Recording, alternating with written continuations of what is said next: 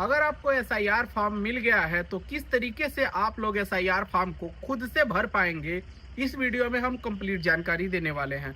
आपको बिल्कुल कंफ्यूज नहीं होना है। आप लोग बस थोड़ा बहुत हिंदी लिखना जानते हैं तो खुद से ही इस फॉर्म को फिलअप कर पाएंगे। आपके किसी भी क्वेश्चन को हम छोड़ने वाले नहीं हैं, सारे क्वेश्चन को कवर करके बताएंगे किस तरीके से फॉर्म भरना है। अगर जिनका शादी हो गया है, अगर लेडीज हैं तो उनका फॉर्म कैसे भरेंगे, मायके का एड्रेस पड़ेगा या फिर ससुराल का एड्रेस पड़ेगा, या फिर अगर आप लोग सिंगल है तो आप लोग कैसे अपने फॉर्म को फिलअप करेंगे, अगर आपका नाम गलत है या फिर आपकी जन्म तिथि गलत है, सारी चीजों को आज की इस वीडियो में हम कंप्लीट जानकारी देने वाले हैं। ये वीडियो देखने के बाद आपका पूरा डाउट क्लियर हो जाएगा और आप लोग खुद से ही अपने फॉर्म को फिलअप कर पाएंगे। तो चलिए बिना टाइम वेस्ट करते हुए वीडियो को शुरू करते हैं। देखिए, आपको सबसे पहले क्या चीज इसके अंदर फिलअप करना है। यहाँ पे देखिए, यहाँ पे जन्म तिथि बोल रहा है, ठीक है। कोई भी डिटेल्स हम लोग इसके सामने नहीं भरेंगे, हम लोग इसमें डिटेल्स को फिलअप करेंगे। यहाँ पे देखिए नीचे सीधे यहाँ पे देखिए जितने भी कॉलम दिए गए हैं, इन कॉलम के अंदर हम लोग डिटेल्स को फिलअप करेंगे। सबसे पहला जो ये वाला डिटेल्स हमको भरना है, ठीक है, सबसे पहले इसी को भरना आपको बताते हैं। देखिए यहाँ पे जो जन्म तिथि मांग रहा है, आपके वोटर आईडी से मतलब नहीं है, पहचान पत्र में कुछ भी जन्म तिथि हो उससे मतलब नहीं है। आपको जन्म तिथि अपने आधार कार्ड से देख के भरना है।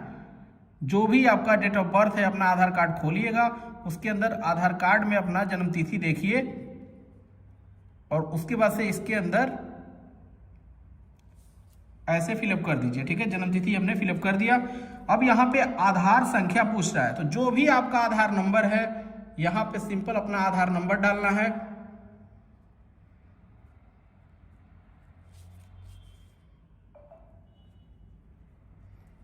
आधार नंबर डालने के बाद यहाँ पे देखिए मोबाइल नंबर पूछ रहा है, तो मोबाइल नंबर आपके आधार कार्ड से लिंक है या नहीं है, इससे मतलब नहीं है। आपके पास जो भी मोबाइल नंबर है, आप लोग कोई भी मोबाइल नंबर इसके अंदर एंटर कर दीजिएगा, ठीक है। यहाँ पे कोई भी मोबाइल नंबर आप लोग डाल दीजिएगा, जो भी मोबाइल नंबर है, यहाँ पे मोबाइल नंबर अपने डाल दिया। अब यहाँ पे देखिए काफी ज्यादा कंफ्यूजन यहाँ पे हो रहा है। पिता या अभिभावक का नाम, अगर किसी शादीशुदा महिला का अगर आप लोग फॉर्म भर रहे हैं तो यहाँ पे सबसे ज्यादा लोग कंफ्यूज हो रहे हैं। अगर आप लोग किसी पुरुष का भर रहे हैं तो डायरेक्ट उसके पिता का नाम यहाँ रहेगा। अगर किसी महिला का भर रहे हैं तो काफी लोग कंफ्यूज हैं कि यहाँ पे उनके पति का नाम पड़ेगा या पिता का नाम। तो दोस्तों ये कंफ्यूजन आपका यही दूर कर दूं, चाहे वो सिंगल हो या फिर मैरिड हो या फिर कोई महिला हो, पुरुष हो, किसी का भी अगर आप लोग इस फॉर्म को फिलअप कर रहे हैं तो सीधे उनके पिता का नाम ही रहेगा, ठीक है। चाहे वो कोई भी हो, पिता का नाम ही यहाँ पे आपको डालना है। इस चीज का आप लोग एकदम ध्यान दीजिएगा, ठीक है। ये कंफ्यूजन आपका दूर हो गया।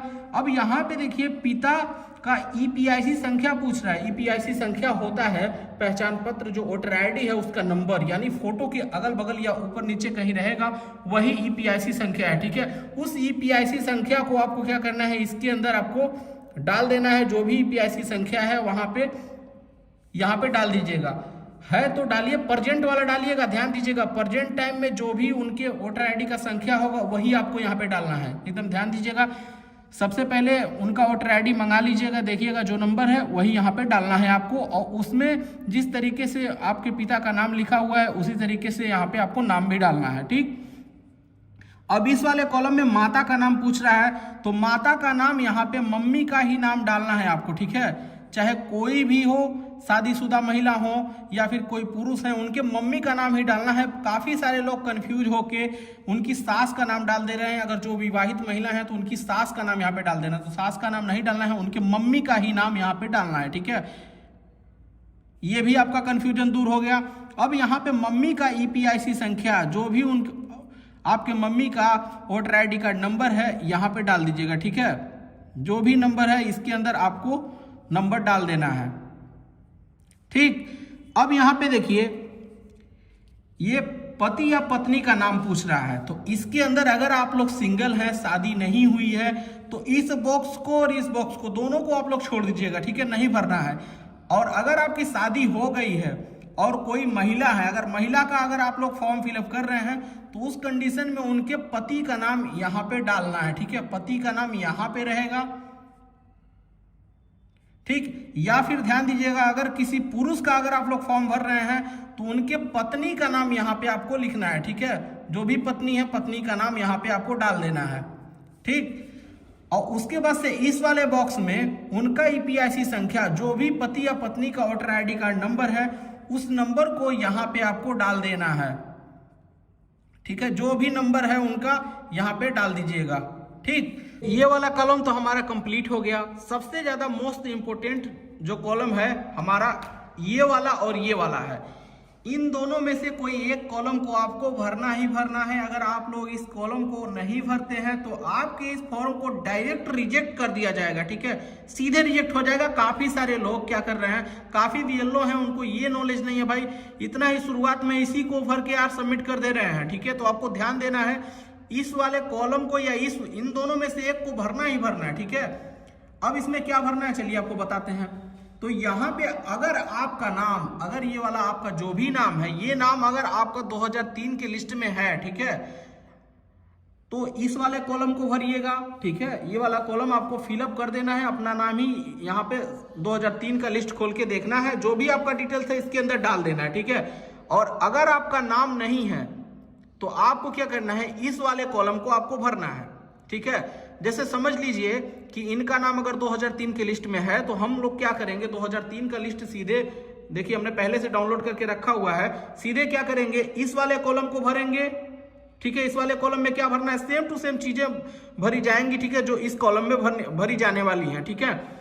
लेकिन हमारे कंडीशन में इनका नाम 2003 के लिस्ट में नहीं है तो क्या करेंगे, इनके पिताजी का डिटेल्स इस वाले कॉलम में भरेंगे। यहाँ पे देखिए हमने 2003 का लिस्ट पहले से ही खोल के रखा हुआ है, ठीक है। अब हमें क्या करना है, इसी के हिसाब से हमें फॉर्म को फिलअप करना है, ठीक है। यहाँ पे देखिए अगर कोई महिला है शादीशुदा तो क्या करना है, आपको उनके मायके से उनके पिताजी के लिस्ट को डाउनलोड करके रखना है, ठीक है। जो भी उनका मायका है वहां पे डाउनलोड करके रखना है, या फिर आप लोग फोन करके भी डिटेल्स ले सकते हैं, ठीक है। उनसे पूछेंगे वो लोग बता देंगे, ठीक है।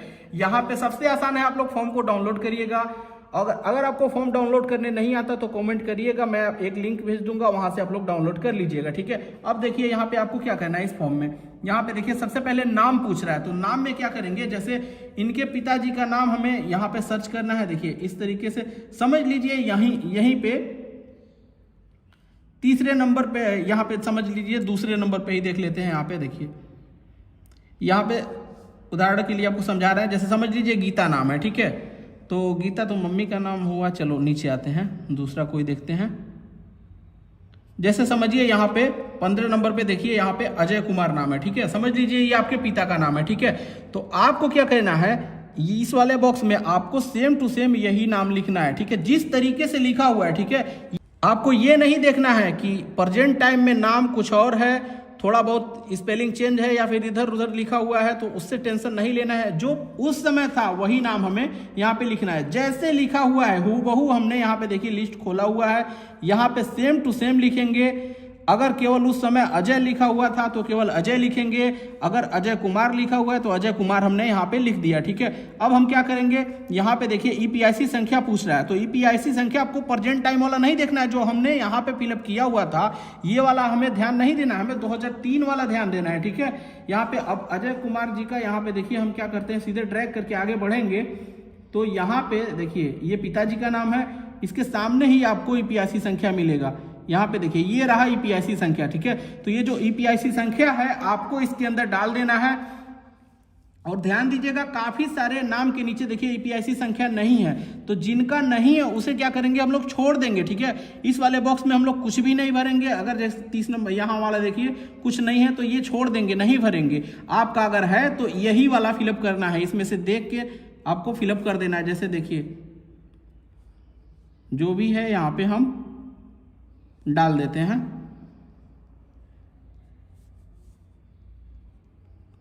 तो समझ लीजिए हमारा ये कंप्लीट हो गया, ठीक। अब क्या करेंगे, यहाँ पे देखिए संबंधी का नाम पूछ रहा है, तो संबंधी का नाम यहाँ पे हमने पहले ही दिखाया। यहाँ पे देखिए अजय कुमार के जस्ट सामने ही संबंधी का नाम जैसे लिखा हुआ है इनके पिताजी का नाम सेम टू सेम आपको लिखना है, ठीक है। यहाँ पे देखिए इंद्रासन लिखा हुआ है, तो इस समय जैसे लिखा हुआ है उसी तरीके से हमें भरना है, ठीक है दोस्तों। यहाँ पे कुछ भी आपको प्रेजेंट वाला नहीं देखना है, ठीक है, ध्यान देना है। जिस तरीके से नाम है सेम टू सेम आपको यहाँ पे नोट करना है, ठीक। अब यहाँ पे संबंध पूछ रहा है तो संबंध में हम लोग सीधे लिख देंगे पिता, ठीक है, संबंध में सीधे पिता लिख देना है। चाहे कोई लेडीज हो, जेंट्स हो, जिनके भी पिता का, यहाँ पे देखिए पिता का नाम पूछ रहा है, इन दोनों का रिश्ता पूछ रहा है, इनसे मतलब नहीं है, ठीक है। यानी अजय कुमार जी के इंद्रासन जी जो है पिता हैं, इसलिए यहाँ पे हमने पिता यहाँ पे लिख दिया। अब देखिए जिला, जिला भी आपको वही लिखना है, ठीक है, जो उस समय था 2003 में। अब काफी सारे लोग कंफ्यूज हो रहे हैं कि यहाँ पे जो डिटेल्स है कहाँ का दिया जाएगा, तो इस बात को मैं यहीं क्लियर कर दूं कि जिला आपका जो भी था उस समय, ठीक है, अगर कोई राज्य अलग है, इंडिया के दूसरे राज्य के रहने वाले हैं, जैसे हम फॉर्म फिलअप कर रहे हैं, उत्तर प्रदेश में प्रेजेंट टाइम में रह रही हैं, तो और इनका जो मायका था बिहार था, तो हम लोग क्या करेंगे, बिहार का ही डिटेल्स इसके अंदर डालना है, ठीक है, यूपी का डिटेल्स इसके अंदर नहीं डालना है, ठीक है। इसमें आपको प्रेजेंट डिटेल्स डालना है और इसमें आपको उस समय का डिटेल्स डालना है जो पास्ट का डिटेल्स है, ठीक है। इसलिए हमने यहाँ पे लिस्ट खोला हुआ था, ठीक। अब यहाँ पे देखिए जिला, तो जिला अगर आप लोग कंफ्यूज हैं तो सबसे ऊपर देखिए आपको मिल जाएगा, यहाँ पे देखिए जिला, यहाँ पे कुशीनगर दिखा रहा है, तो चलिए यहाँ पे जिला सेम टू सेम हम डाल देते हैं, ठीक। अब यहाँ पे राज्य का नाम, तो जिस भी राज्य के इनके पिताजी रहने वाले थे उस समय, उस राज्य का नाम हम यहाँ पे लिख देंगे, ठीक है। फिलहाल उत्तर प्रदेश है तो यहाँ पे हमने उत्तर प्रदेश लिख दिया, ठीक। अब यहाँ पे देखिए विधानसभा निर्वाचन क्षेत्र का नाम पूछ रहा है, तो विधानसभा निर्वाचन क्षेत्र का नाम और विधानसभा निर्वाचन क्षेत्र की संख्या, ये दोनों चीजें आपको एक ही जगह मिल जाएंगी, आपको कंफ्यूज नहीं होना है। यहाँ पे देखिए विधानसभा निर्वाचन क्षेत्र का नाम, यहाँ पे देखिए विधानसभा निर्वाचन क्षेत्र की संख्या ये है और नाम ये है, तो विधानसभा निर्वाचन क्षेत्र का नाम यहाँ पे हम लिख देते हैं, ठीक। अब यहाँ पे देखिए विधानसभा निर्वाचन क्षेत्र की संख्या, ये भी हमने आपको दिखाया, यहीं पे है, देखिए ये रहा 180 नंबर, यही विधानसभा निर्वाचन क्षेत्र की संख्या है, तो इस संख्या को हम इसके अंदर लिख देंगे, ठीक। अब यहाँ पे देखिए भाग संख्या पूछ रहा है, तो भाग संख्या को भी आपको 2003 के नाम में ही यहाँ पे देखिए साइड में सबसे पहले पेज पे ही मिल जाएगा, ठीक है। देखिए 14 नंबर भाग संख्या है, तो यहाँ पे 14 नंबर हम डाल देंगे, ठीक। यहाँ पे देखिए क्रम संख्या पूछ रहा है, ठीक है, तो क्रम संख्या में आपको क्या डालना है, यहाँ पे आ जाना है 2003 की लिस्ट में। यहाँ पे देखिए साइड में जितने भी नाम हैं उसके सामने ही क्रम संख्या आपको मिलेंगी, ये सभी नाम हैं और इसके जस्ट सामने ही क्रम संख्या है, ठीक है, ये सभी क्रम संख्या है। यहाँ पे कहीं भी चले जाएंगे, ये नाम और यहाँ पे क्रम संख्या, ये वाला क्रम संख्या आपको डालना है, कितने क्रम पे आपका नाम है, तो जितने भी क्रम पे आपका नाम है आपको सीधे डाल देना है। जैसे हम यहाँ पे फॉर्म फिलअप कर रहे थे, यहाँ पे देखिए अजय कुमार नाम था, तो यहाँ पे देखिए जस्ट सामने 15 नंबर ये क्रम संख्या है, तो इस क्रम संख्या को हम क्या करेंगे, यहाँ पे डाल देंगे, ठीक है। अब ये हमारा फॉर्म पूरी तरीके से कंप्लीट हो गया है, लेकिन अभी एक चीज बचा हुआ है, हमें क्या करना है, अगर आप अंगूठा लगाते हैं तो यहाँ पे अंगूठा लगा देना है, ठीक है, नहीं तो अपना यहाँ पे सिंपल साइन कर देना है, जो भी नाम है साइन कर देना है, ठीक है। आपका जो भी नाम है अपना सिग्नेचर करिएगा, यहाँ पे सिग्नेचर करने के बाद यहाँ पे नीचे जो भी डेट है प्रेजेंट टाइम का, यहाँ पे अपना डेट डाल देना है, इस चीज को आपको ध्यान देना है, प्रेजेंट टाइम का डेट जरूर डालिएगा। और उसके बाद से आपको क्या करना है, अपना एक पासपोर्ट साइज फोटो लेना है, यहाँ पे पासपोर्ट साइज फोटो को चिपका देना है, ठीक है। फोटो को चिपका के आपको इस फॉर्म को अपने बीएलओ को दे देना है